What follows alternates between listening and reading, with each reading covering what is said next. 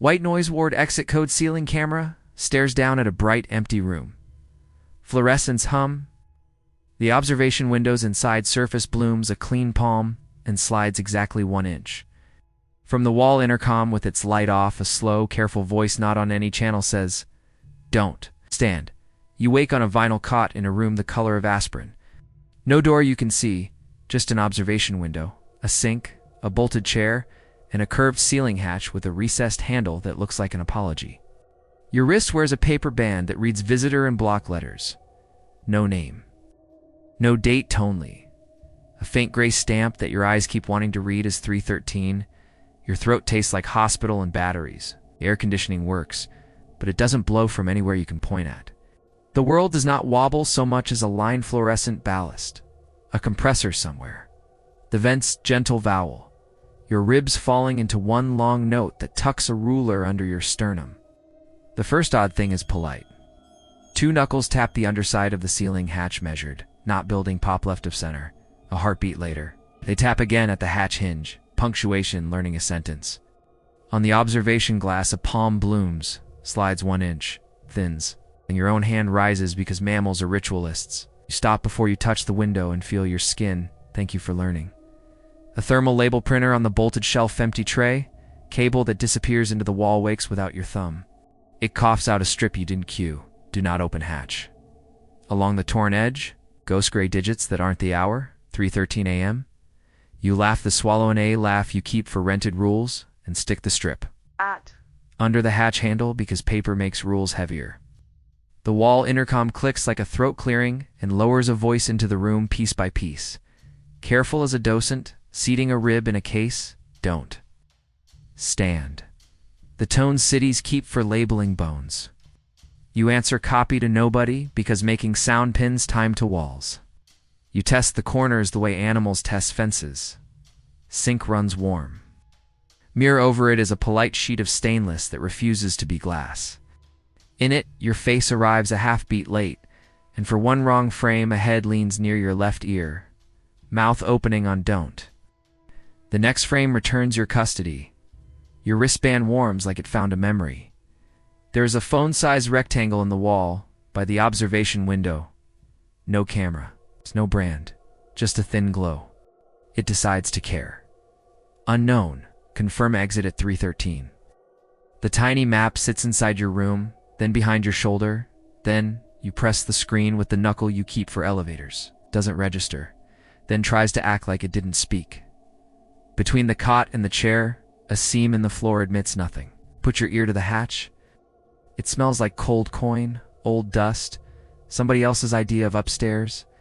The wristband's stamp darkens, blinking once like a liar who learned manners. The intercom decides to be practical. Leave it closed. Not the hatch talking, not the glass, but the room itself choosing sentences. You sit back down because when a space suggests posture, you let it audition for wisdom. A minute changes its mind on the wall clock you don't see. The observation glass mists where no breath is owed. And a second palm blooms a thumb width higher than you can fog and slides that inch like a metronome teaching you patience. Behind the glass, a light you can't see casts a shadow you recognize as your own. It arrives late again and again, like a copy trying to keep step. The label printer coughs a second strip, edges damp as if letters can sweat. Don't acknowledge knocks. You wedge it into the window frame where your hand will be rude and see it. Your ribs settle into the room's held note. You tried the voice the way you'd try a locked doorknob. Hello. The ceiling replies with a soft whistle, 2 notes exactly the pitch your cousin uses when coffee is ready landing a half beat late. You do not answer. The vent returns a smaller version, like aluminum correcting grammar. Your wristband drags at hair you didn't know you had. Under the visitor print, gray numbers change. 1157 flares, then fades. The band's adhesive seam ruffles like a small lung. The stainless mirror tells you your pupils know how to be math. For a single wrong frame, the room behind you turns to slow-falling chaff. Glitter that ignores gravity like a harvest wandered into clinic, then clamps back to tile and bolts. The observation window. Glass blooms a palm, in the precise place your own would be, if you've forgotten what your hand is for. It slides its inch, retires. You lie down not because the voice told you to, but because old rituals win fights. The cot sighs like an object remembering its purpose. Lights hum their vowel. The ceiling hatch thinks about verbs. Your wristband warms again and displays a time no clock in the room will own. 12:23 lives there long enough to mean something and then bruises back to gray. The intercom deposits another rule on your pillow. Careful as a librarian, don't go up. You close your eyes because that's the one door you serve. A sound like a spoon touching a jar lid kisses the hatch handle and declines treason. Your skin announces that someone took a step to your left. You keep your breath steady as if you were teaching a child to sleep. The wall screen rouses itself and tries charm. Quick release available. Floor drain. The arrow doesn't choose left or right. It points down. You look at the drain, which is a circle that never auditioned for drama. The grate breathes once and keeps its appointment with silence. The observation glass puts its face to yours again. Palm blooms, slides, thins. A second later, 2 knuckles map the metal lip where glass meets wall left to right. Patient. You speak just enough to be a person who knows which words are spells. You stay in the bed.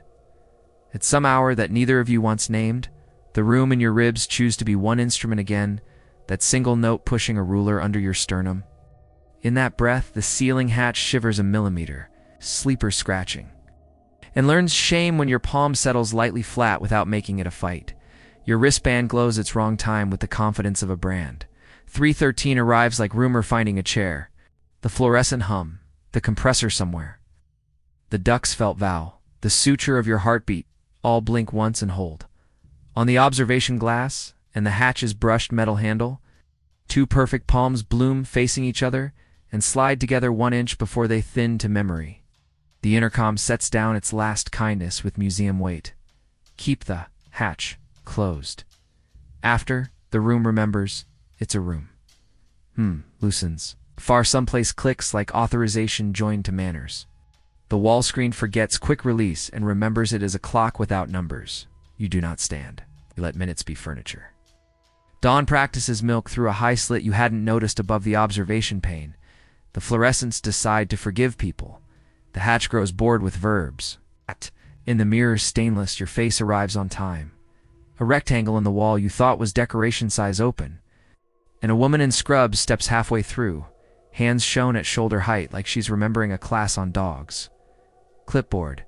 Badge that says tech in a font that only exists in rooms like this. She looks at the label strips, at your wristband, at your posture, and makes a decision you don't get to hear. Quiet, she asks, which is how people who count nights ask if the world stayed unaltered. Mostly you say, and that word earns both of you something small. She crosses to the hatch and raps it with 2 knuckles and listens like a doctor to a sternum. Nothing a ledger would fund answers back. If anyone asked you to open this, she says, they can file a form. She peels your wristband loose with 2 practiced fingers. The underside is clean skin except for a line in tiny grease pencil none of you owns, where no gloved hand would write comfortably. Leave the hatch closed. The letters look pressed up from the other side, as if a hand wrote them through paper. Printer's old, she adds, shrugging the way adults do when they've used that sentence too many times. Roof's due for maintenance. You don't go up through ceilings you don't own. You make the mistake of asking what this room is. She smiles like a person who keeps receipts and locks. Recovery, she says, which is not the same as an answer. We'll walk you out. The hallway beyond is a throat lined with the same aspirin. Paint.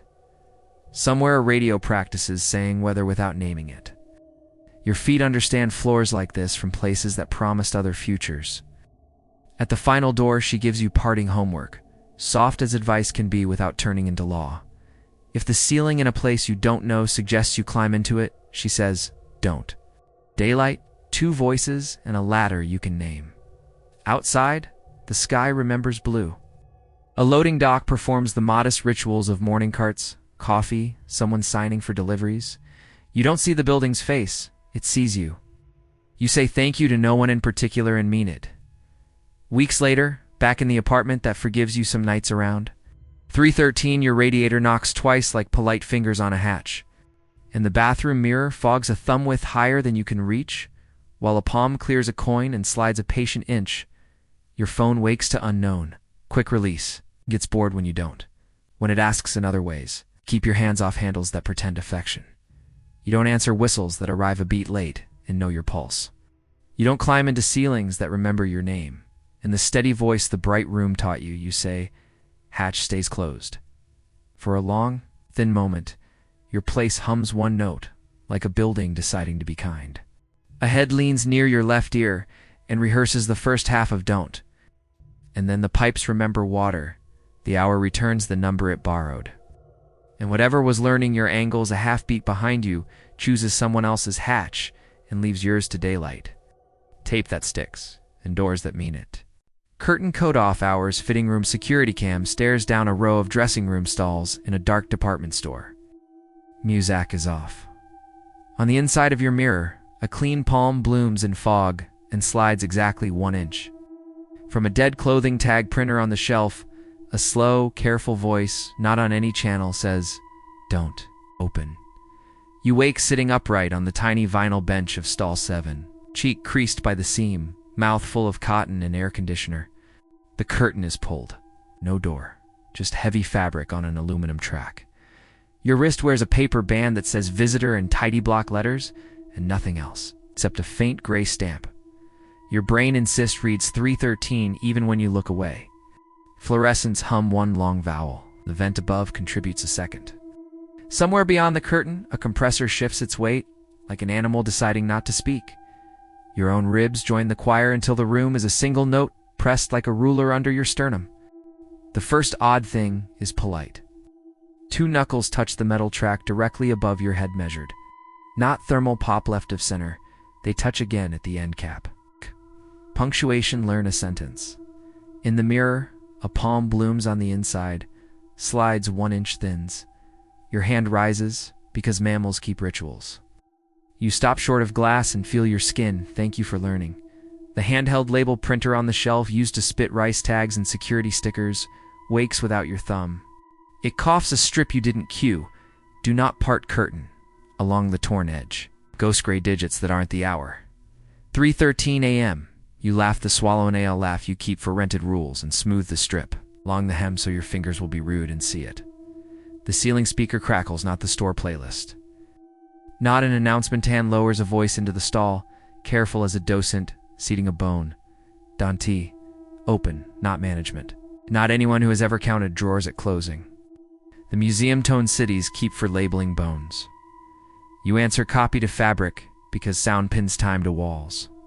Your phone is in your pocket like it remembers you. It wakes on its own.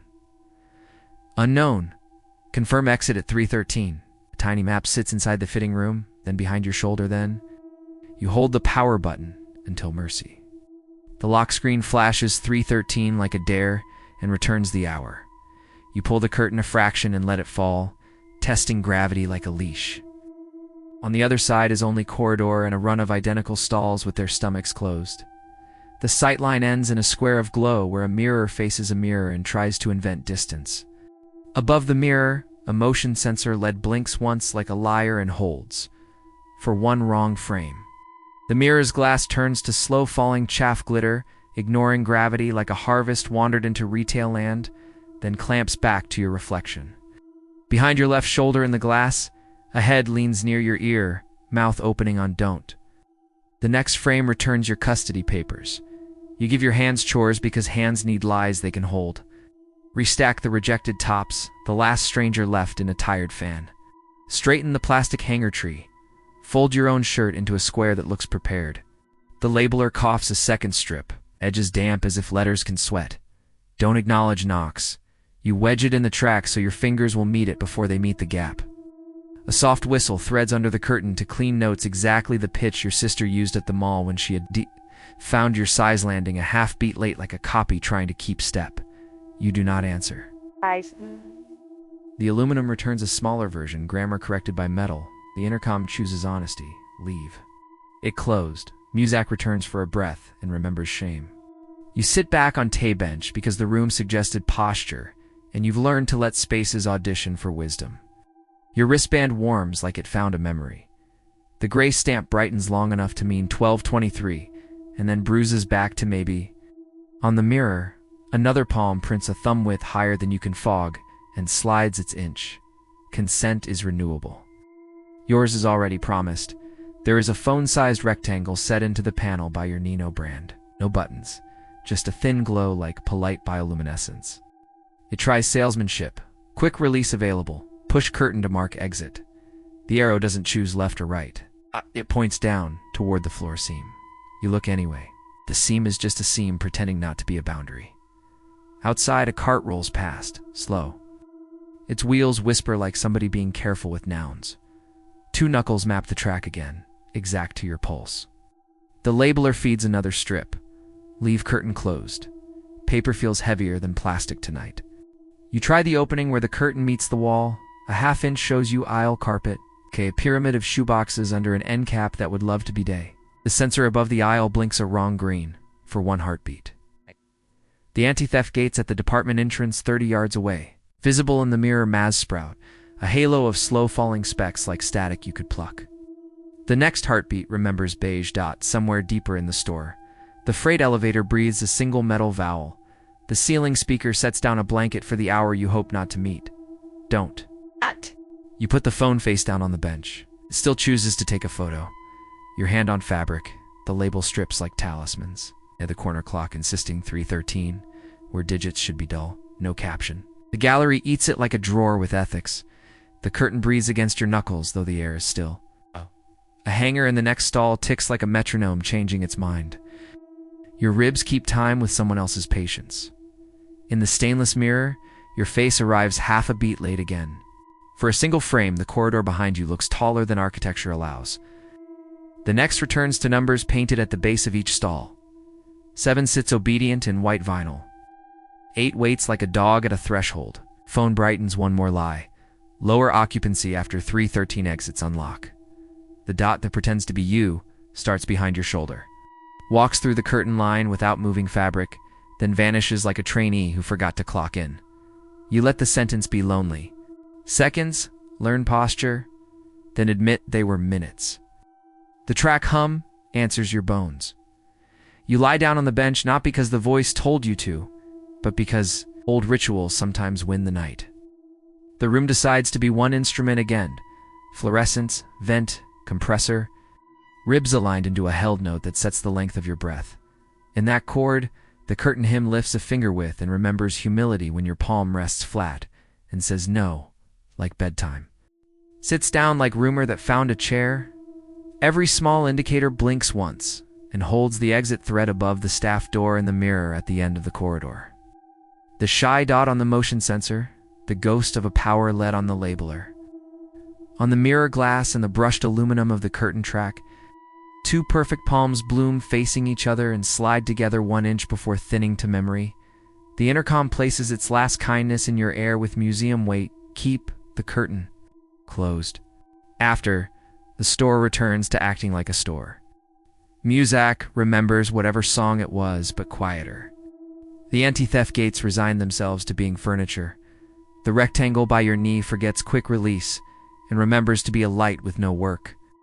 You do not open. You let the world spend you a minute at a time. Dawn practices gray, then chooses milk. Footsteps approach, honest ones that own their keys. A knock obeys office hours to knuckles. Patient, a voice with a name says, "Hello, you're okay."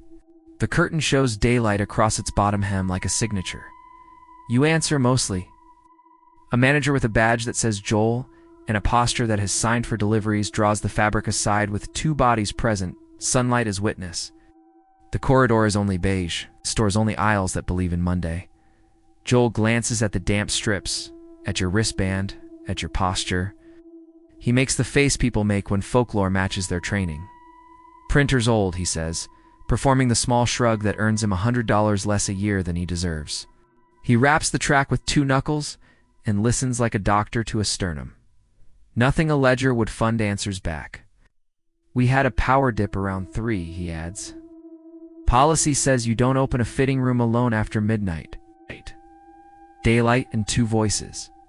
You stand under lights that have remembered manners.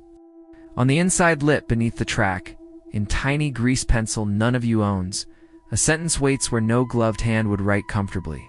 Leave the curtain closed. The letters look pressed up from the other side, as if a hand wrote them through aluminum. He walks you through stockrooms that smell like cardboard and a break room that believes in coffee. Out the employee door where morning has receipts, you say thank you to no one in particular and mean it. Weeks later, back in the apartment that forgives you some nights around 3:13, your radiator knocks twice like polite fingers on metal in the bathroom. Mirror fogs a thumb with higher than you can reach while a palm clears a coin and slides a patient inch. Your phone wakes to unknown, quick release, gets bored when you don't. When it asks in other ways, you keep your hands off openings that pretend affection. You don't answer whistles that arrive a beat late and know your pulse. You don't part curtains that remember your name. In the quiet voice this room taught you, you say, "Curtain stays closed." For a long, thin moment, your place hums one note like a building deciding to be kind. A head leans near your left ear and rehearses the first half of "Don't," and then the pipes remember water the hour returns the number it borrowed. And whatever was learning your edges a half beat behind you chooses someone else. SILN leaves yours to daylight tape that sticks and fabric that means it. Roll-up protocol Unit 512 CCTV stares down a fluorescent storage corridor at night. Motion lights snap on in a wave. On the corrugated metal of Unit 512's roll-up door, condensation forms a clean palm and slides exactly 1 inch. From the dark exit keypad at the end of the hall, a slow, careful voice that isn't on any system says, "Don't." You wake sitting on cold concrete, back against corrugation, mouth tasting like nickels and air conditioning. The light strips overhead buzz a long, patient vowel. Somewhere a compressor answers in a lower key. You re-in a climate-controlled self-storage facility, the kind with carpeted elevator lobbies and cameras that believe in their job. The roll-up door behind you shows a padlock loop with no lock, a waist-high handle, a red rope that promises leverage in accidents. Your wrist wears a paper band that says visitor in tidy block letters. No name, no date, just a faint gray stamp that your eyes keep wanting to read as 3:13. The first odd thing is polite. 2 knuckles tap the outside of the door at shoulder height measured, not thermal pop. A breath later, they tap the aluminum track at the floor. Act punctuation, learning a sentence. On the corrugation next to your ear, a palm blooms, slides 1 inch thins. Your own hand rises, because mammals are ritualists. You stop short of metal and feel your skin. Thank you for learning. A Dymo labeler sits on a little wire shelf near the fire extinguisher, no cord. No reason to be on. It wakes without your thumb and feeds a strip you didn't TQ. Do not lift door. Along the torn edge, ghost gray digits that aren't the hour, 3:13 a.m., you smooth it across the red rope because paper makes rules heavier. The exit keypad at the end of the corridor clicks like a throat clearing and lowers a voice into the hall piece by piece. Careful as a docent setting a rib into a case, don't. Open, not the office, not the intercom. The museum-toned cities keep for labeling bones. You answer copy to concrete because sound pins time to walls. Your phone in your pocket wakes on its own. Unknown. Confirm release at 3:13. A tiny map sits inside the corridor, then behind your shoulder. Then, you hold the power button until mercy. The lock screen flashes 3:13 like a dare and returns the hour. You test the obvious. The handle gives a millimeter metal. Learning the word almost and remembers humility when your palm lies flat and says no like bedtime. The hall camera throws one wrong frame. Air full of slow-falling chaff. Glints like a harvest wandered into fluorescent light. The next frame remembers dust. A soft whistle threads down the corridor to clean notes at exactly the pitch your aunt uses to call you at flea markets. Landing a half beat late, like a copy trying to keep step, you do not answer. The aluminum returns a smaller version, grammar corrected by metal. The labeler coughs another strip, edges damp as if letters can sweat. Don't acknowledge knocks. You wedge it into the door track where your fingers will be rude and see it. You give hands chores so nerves don't multiply. Inventory the unit that isn't yours to bankers' boxes. Labeled taxes, a folded card table. A floor lamp wrapped in blue moving blanket, a plastic tote with a cracked corner.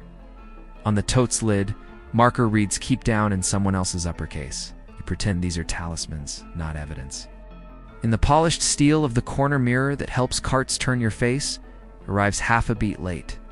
For one wrong frame, a head leans near your left ear mouth, forming don't. The next frame returns your custody papers.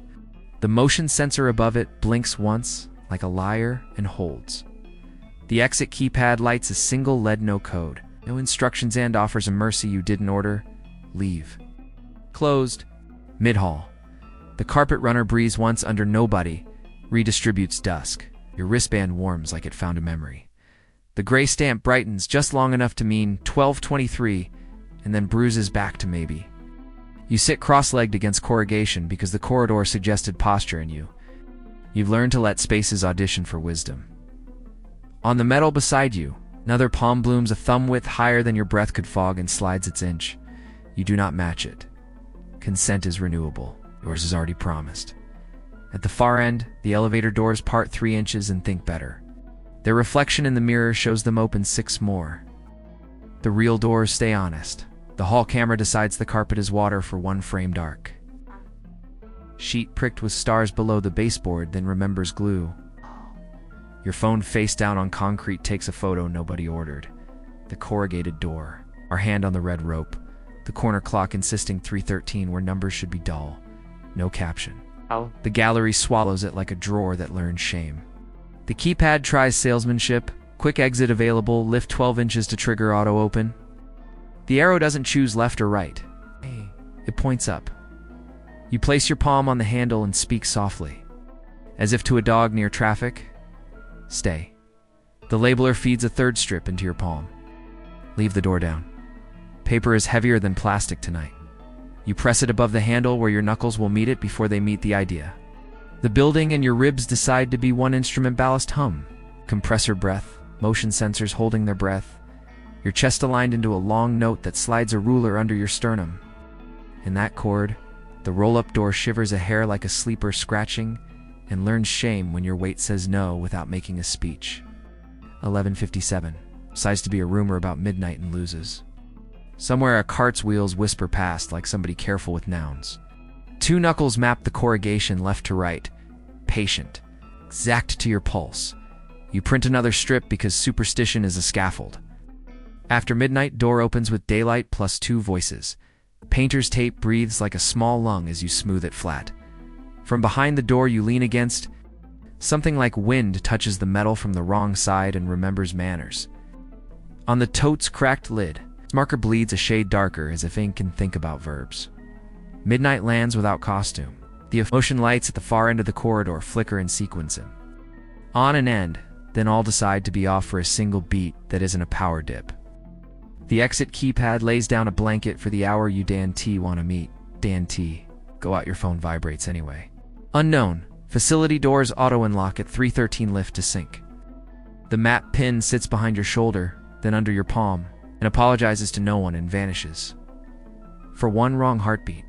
The security feed monitor mounted near the elevator where no one is, shows the corridor from behind you, as if a second camera lives where no bracket sits.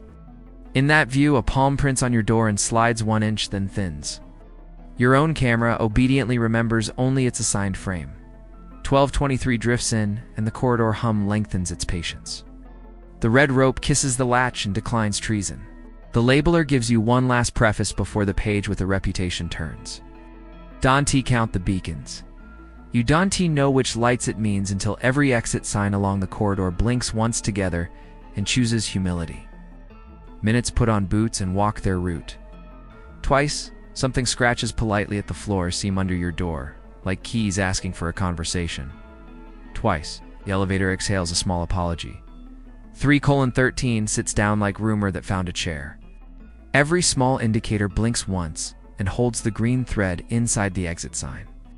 The shy bead on the motion sensor, the pale dot on your phone camera that insists it isn't on, the facility, and your chest. Take one long breath through wire and fan and ribs and let it go. On the corrugated door and the glass of the exit keypad, 2 perfect palms bloom facing each other and slide together 1 inch before thinning to memory. The keypad places its last kindness on the air with museum weight. Keep the door down. After, the corridor remembers it's a corridor. Motion lights return to forgetting. The camera stares like a job. Your wristband gives up the wrong time. It becomes only paper again. Again, you do not lift. You let the world spend you a minute at a time. Dawn practices gray through the fire door's wire glass and chooses milk. Footsteps approach with keys that own their sound. A knock obeys daytime 2 knuckles. Patient. A voice with a name says, Unit 512. You okay? You answer mostly, because that word pays for more air. The manager blue polo lanyard, posture of someone who has negotiated with grief and late fees, lides the door up 6 inches in daylight with you. Pressed back and then all the way, with both of you watching like witnesses. The hallway is only a hallway. The world owns colors again. He scans the damp strips, your wristband, your refusal to apologize. He makes the face people make when folklore matches their training. Printer's old, he says, performing the shrug they must teach at a seminar. He wraps the corrugation with 2 knuckles and listens like a doctor to a sternum. Nothing a ledger would fund answers back. Policy says no one opens a unit alone after midnight, he adds. Daylight and 2 voices. On the inside lip, beneath the roll-up's handle, in tiny grease pencil none of you owns, a sentence waits where no gloved hand would write comfortably. Leave the door down. The letters look pressed up from the other side, as if a hand wrote them through metal. He walks you past rows of sleeping doors, into an office that believes in coffee and laminated rules, and out into a parking lot that forgives you. You thank no one in particular, and mean it. Weeks later, back in the apartment that lets you be the kind of person who locks things twice some nights around. 313, your radiator knocks twice, like polite fingers on metal in the bathroom. Mirror fogs a thumb width higher than you can reach, while a palm clears a coin and slides a patient inch. Your phone wakes to unknown. Quick exit lift. Gets bored when you don't. When it asks in other ways, you keep your hands off handles that pretend affection. You don't answer whistles that arrive a beat late and know your pulse. You don't lift doors that remember your name. In the quiet voice this corridor taught you, you say, door stays down, for a long, thin moment. Your place hums one note like a building deciding to be kind. A head leans near your left ear and rehearses the first half of Don't, and then the pipes remember water. The hour gives back the number it borrowed. And whatever was learning your roll-up a half beat behind you chooses someone else. So unit and leaves yours to daylight tape that sticks and locks that mean it.